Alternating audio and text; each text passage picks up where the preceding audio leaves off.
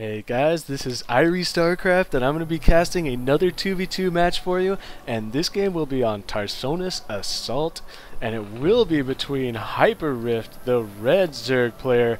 His teammate will be Vray, the blue Protoss, and their opponents will be HuK, the purple Protoss. I know you guys all know HuK, especially those of you who watch Husky's channel, because he casts him repeatedly, as he is Husky's favorite Protoss player. And his teammate will be SeleCT, the teal Terran. Getting a little bit of lag there. Hopefully that goes away. It looks like it is starting to smooth out.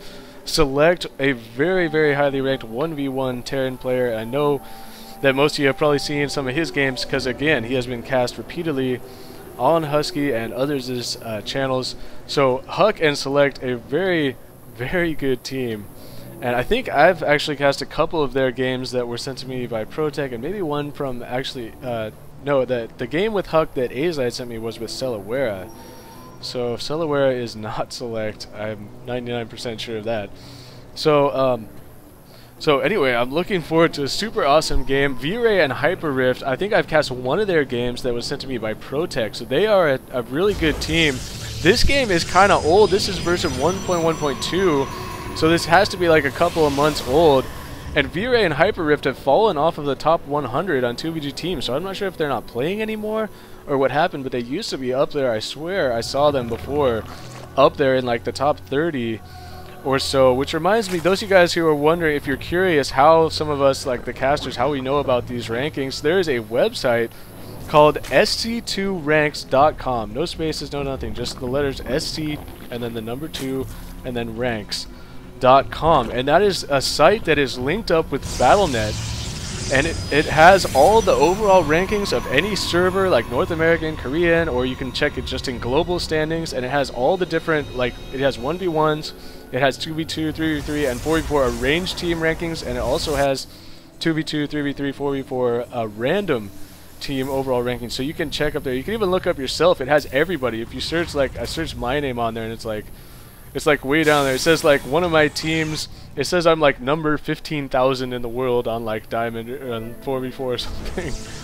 Speaking of which, hey, I finally got Diamond. I think I might have said this before, but I got Diamond in all 3 of the team leagues finally on my random team. So my profile thing looks super cool when you check it now, because it shows Diamond, Diamond, Diamond, though I have 0 games played 1v1 yet. You can say that I'm timid. Maybe that's partially true. Maybe I'm not ready for 1v1s, but I want to get better at the game first. I am just now getting a lot better, but I really want to pick a race to do 1v1s. I don't want to be random in 1v1s, because it keeps the build orders get really confusing when you keep changing races. So I'm starting to maybe lean towards Terran for that, but we will see. Either way, it's time to start talking about this game, because HuK ran his probe into SeleCT's base, and he's going to be mining from SeleCT's base, so not something you see too often there. But either way, it looks like hyperrift has got his overlord placed pretty nicely here up on, actually that overlord is on the low ground, so he could get seen there. If he scooted it back just a little bit, I think it would be on the high ground. He has a Zergling here to occupy this watchtower.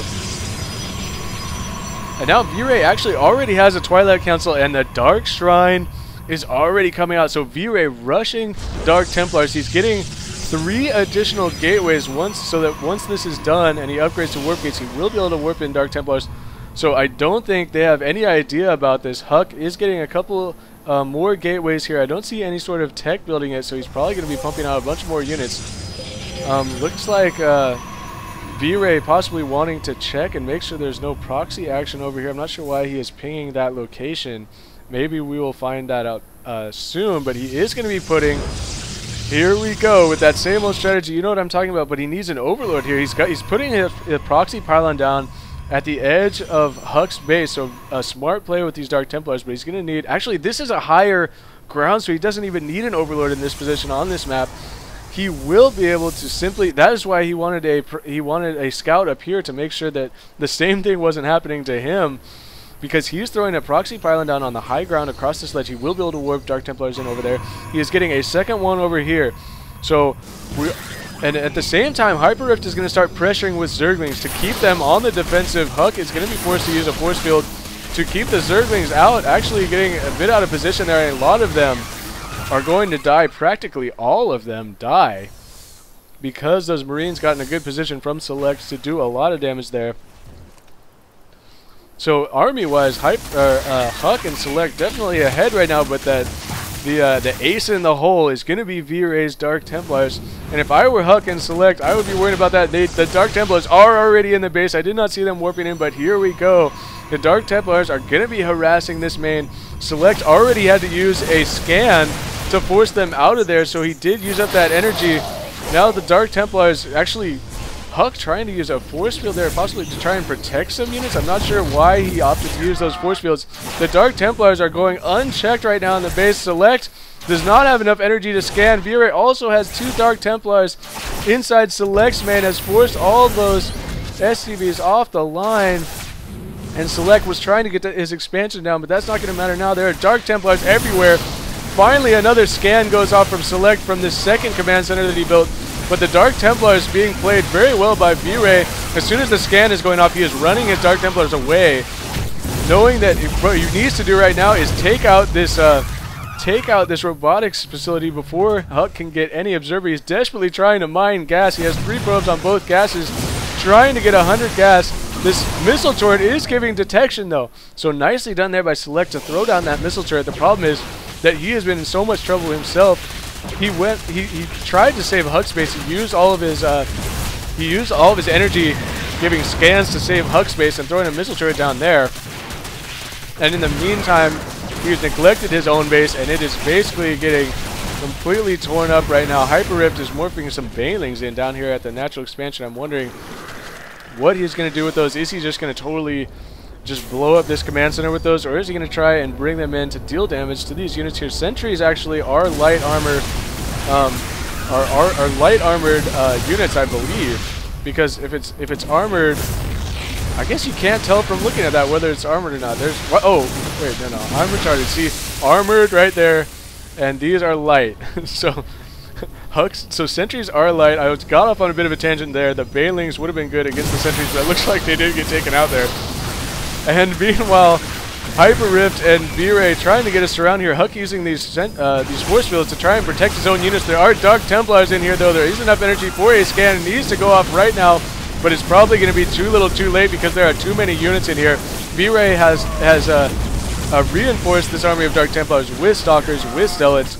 HuK leaves the game, gives the GG, leaves the game. SeleCT leaves the game. So, wow, nicely done there by Vray and hyperrift. Vray going with the Dark Templars, and HuK and SeleCT were not aware that that was coming, and they were not prepared. So a great game there. This game wasn't really sent to me by anyone but Adam, one of my new awesomest fans of my channel. Adam pointed me to this game that I found on Reddit.com, which is like a site, I guess, that is just sort of like people can post new and cool stuff that they find on the internet on Reddit, and then everybody goes and looks at it. So anyway, thank you, Adam, for leading me to this game. It was a pleasure to cast, and thank you guys for watching. This is Irie StarCraft, and peace out.